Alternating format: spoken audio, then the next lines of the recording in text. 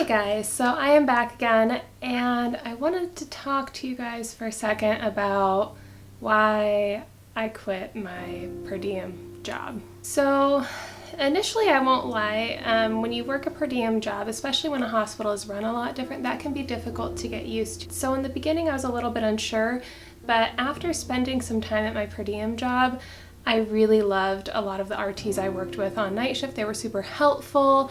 I got to get a lot more experience in the emergency room, which is something that I was really interested in. And since switching my current schedule to my full-time, at my full-time job, it's very much certain people are in certain places, so people are not rotated around as much as I'm used to, which means less experience in the ER, less experience in trauma and the ICUs, because before I was being rotated almost every week, and that's something I really enjoyed and really liked, getting that experience in different locations.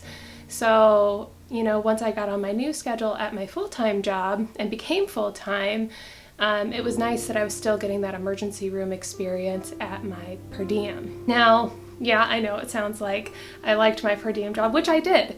So the reason I ended up quitting, so I'm a little bit embarrassed to say, but I'm doing my bachelor's degree right now, and I do a lot of other projects on the side for you guys, and then with volunteering and educational stuff. Well, once I went from per diem to full-time at my current full-time job, I was working 5-6 days a week, and I have this issue where I have a hard time saying no and feel like I should have signed up for more than 1 day a week at my per diem job. It's just kind of part of who I am. I like to, fill my schedule up until I couldn't possibly fit anything else in there. But this was problematic for my bachelor's degree.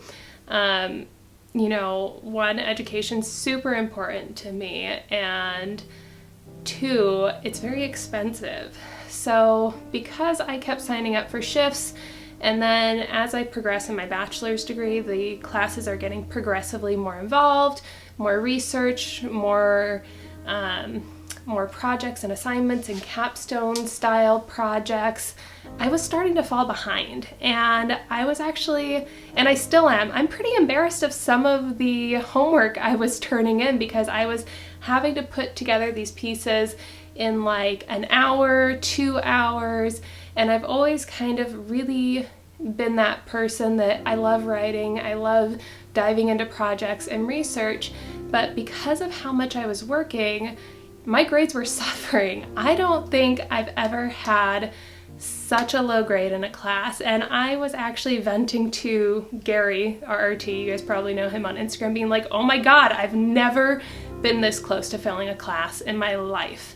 I literally had a failing grade for the first 2 weeks of this class and was in just panic mode, because I know I always say that grades don't matter, things like that, but I really thought I was not going to pass this class. So even though, I was getting a lot of experience from my per diem job and really liked the people that I was working with, my classes had to come first.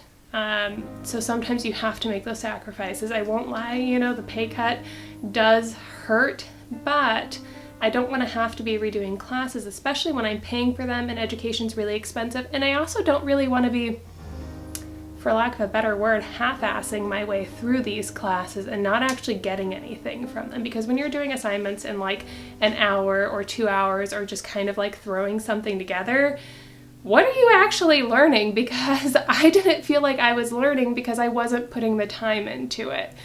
So sometimes, even if the extra money's nice, or you feel like you need to be doing more, sometimes you have to take that extra time and focus on your education, family, whatever other responsibilities you might have. Sometimes you just have to chill and really look at things, take a step back and look at things and go, man, that extra money's nice, but so is passing my classes, furthering my education, actually getting something from this education that I'm paying so much money to do, because mind you, we all know that education is not cheap.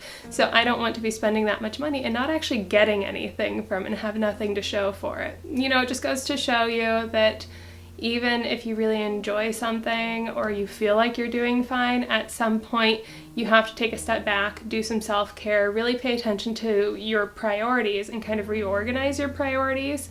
And you just gotta do what's best for you. And thankfully, you know, the manager, when I talked to her, she was so kind and so understanding, because, you know, I hate leaving jobs like that, but it was essential at this time for me. So once I finish my bachelor's degree and things kind of slow down, I'll probably pick up another per diem job just to do 1-2 days a week, or if I need something, you know, to save up for something, or, you know, holidays, whatever.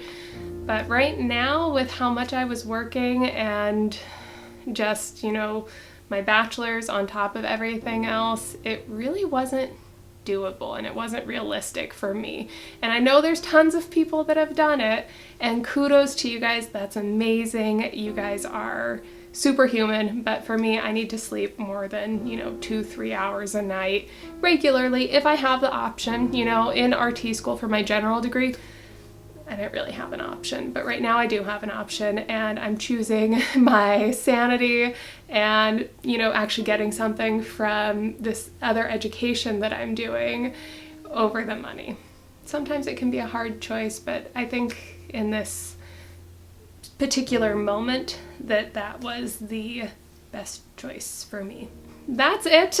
If you guys have any questions or suggestions for future videos, definitely make sure to like, subscribe, comment down below, and as always, I will see you guys next time.